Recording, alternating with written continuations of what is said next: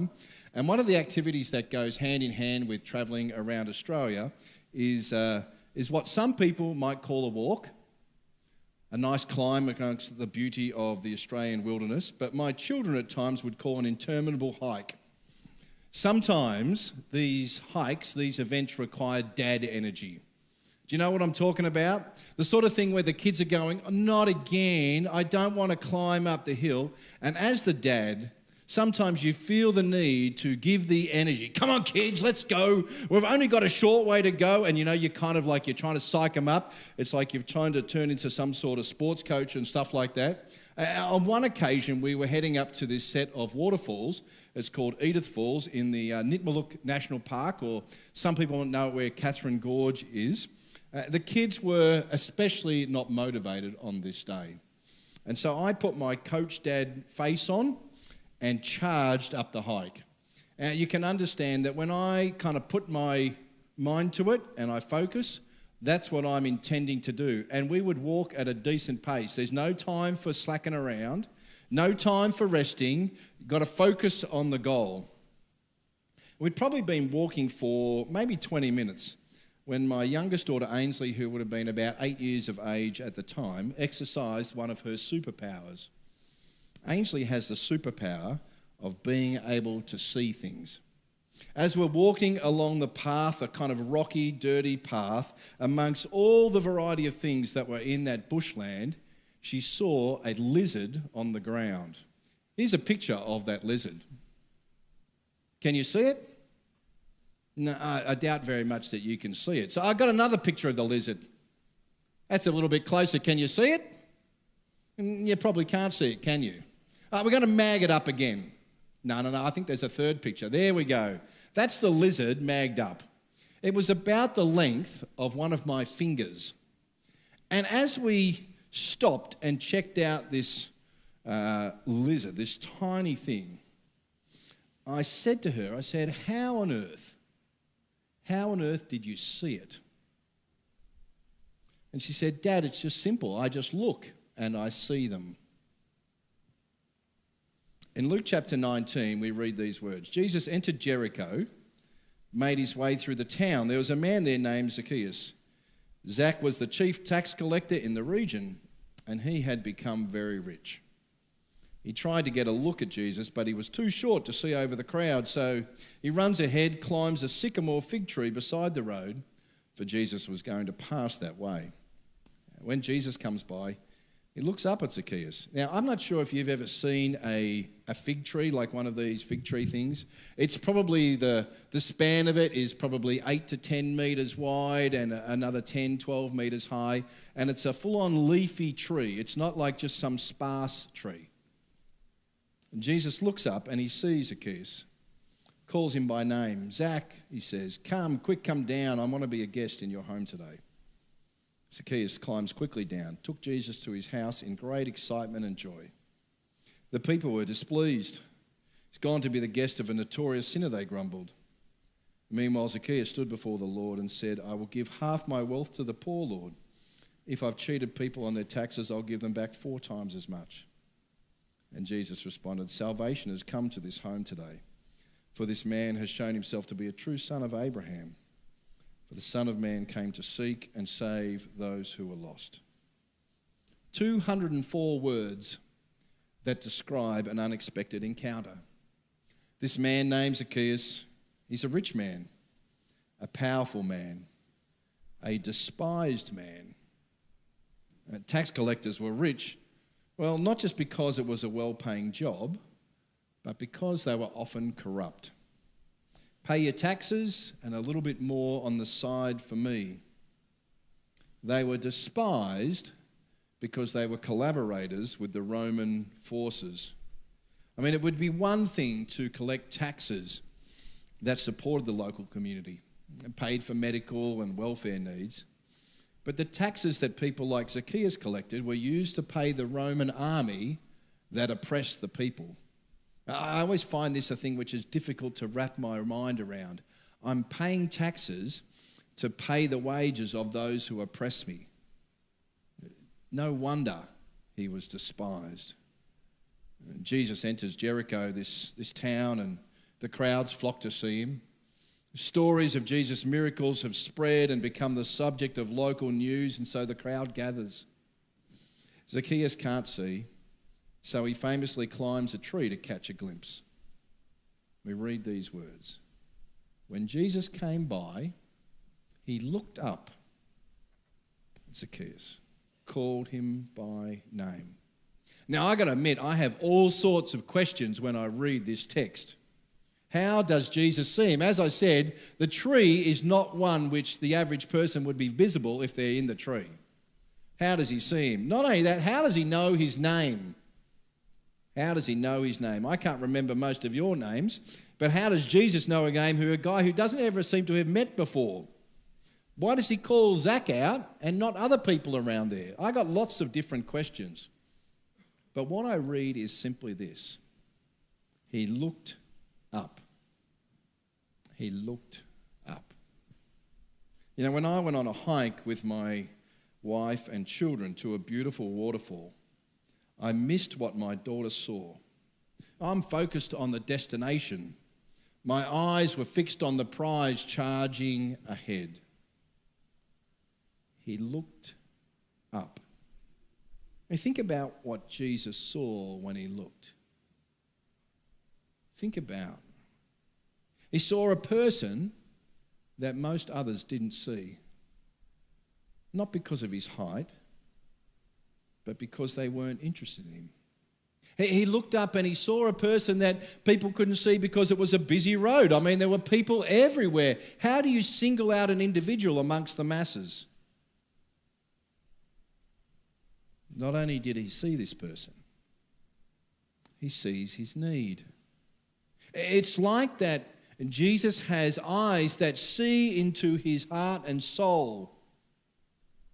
I mean, I don't know how Jesus knew his name or his need, but I do know that to be able to see, we need to slow down. To be able to understand where a person is at. It's like we need to pause, take our eyes off ourselves and to be able to look into them. To understand what's going on in their heart. What are their hopes? What are their fears? What are their needs? And even more than that, we see Jesus begins to see his future. This man, this ostracized man, this man rejected by most of the people around him, he sees what he can become. A member of God's family, someone who moves from greed to generosity. He looked up. You know, the fourth value that we share as a church community is to look beyond ourselves. Something that we express as an overflowing love that comes beyond ourselves but looks to others, not just even within the bounds of this church, but looks beyond the bounds. That it flows, it overflows, it spills over the edge. Not that we would see ourselves, but that we would see beyond ourselves. Kerry Packer, the wealthy, powerful media personality, said this on one occasion. He said, always put your money on self-interest, son. Self-interest is the best horse in the race. You always know it's trying. Kerry Packer was pragmatically right. Self-interest is a great motivator. But self-interest is in contrast to what Christianity's heart is all about. Because the heart of Christianity is not about self, but about looking beyond ourselves. Think about what the very nature of Jesus' love is about. Not selfish love, but giving, sacrificial love that Ben was sharing about last week. And Jesus calls us to that love. He calls us to look beyond ourselves. He calls us to turn the other cheek, to lay down our lives. He calls us to cross the road for a person who's hurting like the Good Samaritan does. He calls us to look beyond ourselves. But you know, so often we don't see that, do we? Like me walking up a hill at Edith Falls, we're focused on our own goals. The things that are most important to myself, that's what my eyes are on. And often in the case of when we're doing that, like me walking up that hill, we are charging full pace. And when you walk quickly, you don't see the things that are around you. And we live in a fast-paced world, don't we? One that values speed and efficiency. We don't like to be slowed down. There's a Japanese theologian by the name of Kazuki Koyama, and he writes about God's slow love in a book called The 3 Mile an Hour God. He says this, he says, love has its speed. It's a spiritual speed. It's a different kind of speed from the technological speed to which we are accustomed. It goes on in the depth of our life, whether we notice it or not, at 3 miles an hour. It's the speed we walk. Therefore, the speed the love of God walks. It's a different kind of speed from the technological speed. It's the speed that we walk. Think about the deep times in your life. The deep times of engagement with another person. The deep times when God has worked in your life. They don't tend to happen on the freeway, do they? They occur when we are still. Or think about the times when we truly care for another person, even what the language is that we use to describe those encounters. You think about the language. We say that we sit with someone, don't we? We say that we listen, that we walk alongside them. We don't say that we're sprinting, do we? The accelerator's not down to the floor on that freeway, is it? Looking beyond ourselves. Love which overflows beyond the bounds of the local church. Koyama observes that this love occurs at 3 miles an hour.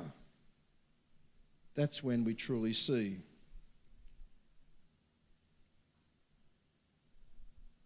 When I read the story of Zacchaeus and Jesus, I'm always reminded these days of the twist that I see in the text. I think it's something that's often overlooked between this encounter between Jesus and Zacchaeus. Because we're reminded, as I shared with you before, that Jesus looks up and sees him. But I want to remind you that before that point, Zacchaeus is actually looking for Jesus. He's actually looking for him. He must have heard about him. As I said, you know, the gossip on the street would have been clear about this miracle worker, this man who shares stories which engage people in life. There must have been an intrigue in the hearts of many. And Zacchaeus must have been caught up in that himself. He must have kind of been like, oh, that's something that's worth trying to find something out about. But I wonder whether he had this kind of like this conflict within himself, because he knows that people have been calling Jesus kind of like a religious teacher, a rabbi. And I'm sure that he knew that he was engaged in some corrupt behaviour in his own life. I'm sure he knew that he was despised and looked down on by the vast majority of people in his town. I'm sure that he knew that when a person went to pay their taxes and he upped the amount that they owed so he could skim off the top, that he was doing the wrong thing. But there's something in him. Something in him, I'm not sure even how to describe it, that causes him to want to go along and see Jesus. He wants to see him. It's almost like he knows that something's wrong. And Jesus has an answer for him. You know, there's a story, an idea that flies around in our world, in our country, that people are not interested in God, not interested in Jesus. I think the truth is actually very different. I think that people are often very angry at the church, but they're very interested in Jesus. Because it's almost like they know, like Zacchaeus, that something is wrong. There's a hunger, a desire for something more in life. People are hurting. They are looking and hoping for more. And I want to say, as much as Jesus looks up, these people are looking. And for me, that is this invitation. An invitation for all of us to see them. That we would look beyond our own circumstances, look into our neighbours, into our workplace, our networks, our community groups, wherever it may be, and see those who, like Zacchaeus, are hurting, and that our love would flow to them. You know, a number of months ago, it's probably the best part of a year ago, when I was going through this whole thing of preparing ideas around values, one of the really insightful bits of information that I read was a person saying that if you're trying to understand what values you think are really important to your community, they said this is the advice that they would give you. They said, look to a couple of people in your community and you say, those people are people who exemplify what we would like the DNA of the church, what we would like the values to be expressed like. I'm not going to call out the people's names, but I actually engage in that myself. And in particular, one person stood out in my head, and it's not a person who the vast majority of people here would actually know. The person does not have a public position. It's not like they're up singing or, speaking or, it's not like they're a paid member of staff or something. But this is a person who I think just about every time that I sit down with them, they tell me about people in their life. And they share with me these stories about people who are hurting and how she is helping and basically loving them. And in my head, when I think of this value, I see that person. Because I see that and I go, wouldn't that be wonderful if our church community was like that? Our love flowing out, looking beyond ourselves. For people in leadership positions, not just in churches but in all of society, it's almost a badge of honour to be busy. Ask how your week has been. Well, it's been busy. A lot of things on my plate. It's like it validates you and your leadership, your importance. Looking beyond ourselves calls us to slow down, to see others and their needs. I'm reminded about a phrase that a mentor of mine shared with me again and again. He said, Andrew, if you're too busy for people, you're busier than God expected you to be. If you're too busy for people, you're busier than God wants you to be. The ABC kids show Bluey. How many people here have ever watched Bluey? I'm impressed at the number of people who are putting their hands up. In 2023, Bluey was the number one watch show on Netflix. The number one show. It racked up, now you've got to get this, it racked up 3.8 billion, not 3.8 million, 3.8 billion minutes of being watched. It's not just a show that's watched by kids. In fact, it's the top program for what they call their co-viewing demographic. People over 18 watching it with people under 18. A little bit of information for you. The show Bluey, here's a little pic. Oh, there's the family on the screen there. The show Bluey follows a family. Bluey is the main character. She's a 6-year-old blue heeler puppy. Character-wise, the enormous amount of energy, imagination and curiosity of the world. And Bluey, Bluey lives with her father Bandit and her mother Chili and younger sister Bingo, who often joins Bluey on adventures. And I recently watched the much vaunted episode called Cricket. How many people have ever seen the episode Cricket? Yeah, it's a good number of people. Now, I'm going to make a suggestion for you. If you've never watched this before, okay, this afternoon, sign into the ABC iView. 7 minutes it will take you to watch the episode. That's all it takes. It's well worth it. The Ashes may have all the prestige when it comes to cricket, but everyone knows that the ultimate competitiveness is found in summer backyard matches, isn't it? Many of us have been a part of these gatherings, and on this particular occasion, Rusty, who's one of Bluey's friends, is a dog who's, I don't know if he's a dog or he's a person, anyway, they use a fancy term, he's anthropomorphized, you know, he's a dog that's like a human, who's never happier than when he's playing cricket. And Bluey herself, she's not particularly interested in playing cricket, in contrast to him.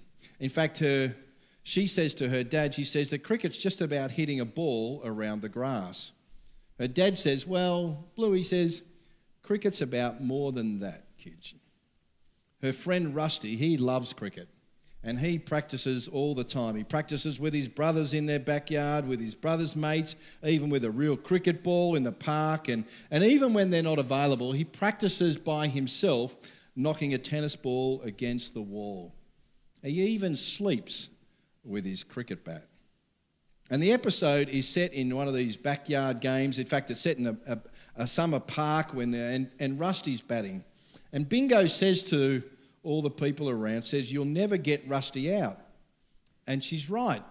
He proceeds to cart them all around to the point where the adults in the show, the adult dogs, are so desperate not to be shown up by a kid, they begin to try just a little bit too hard. They begin to take things a little bit too seriously.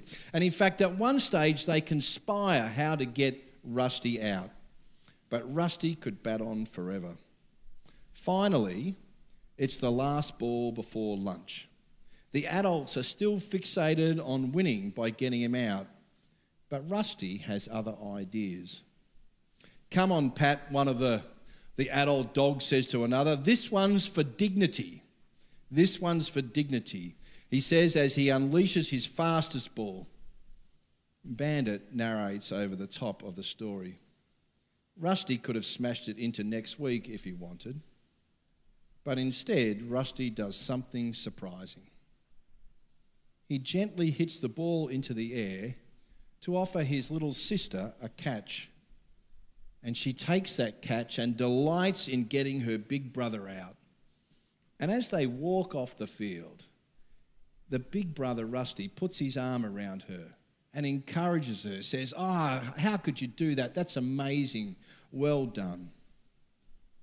You know, cricket is in many ways a selfish game. A batter can, in a sense, play for hours just focused on their own purposes and goals. I mean, Rusty could have been selfish. He practiced hard. In many ways, he deserved the rewards, the runs, the accolades. But Rusty does more. He looks beyond himself, beyond his own needs, beyond his own glory. And he shows love to his little sister. You think about the nature of Jesus. Jesus, the one who could have taken the applause of the crowd, the one who could have been only interested in speaking with the powerful of his age. But instead, he slows down, looks beyond himself and sees those in need. My prayer is for each one of us that we would do likewise, that we would live out this value as his people and look beyond ourselves.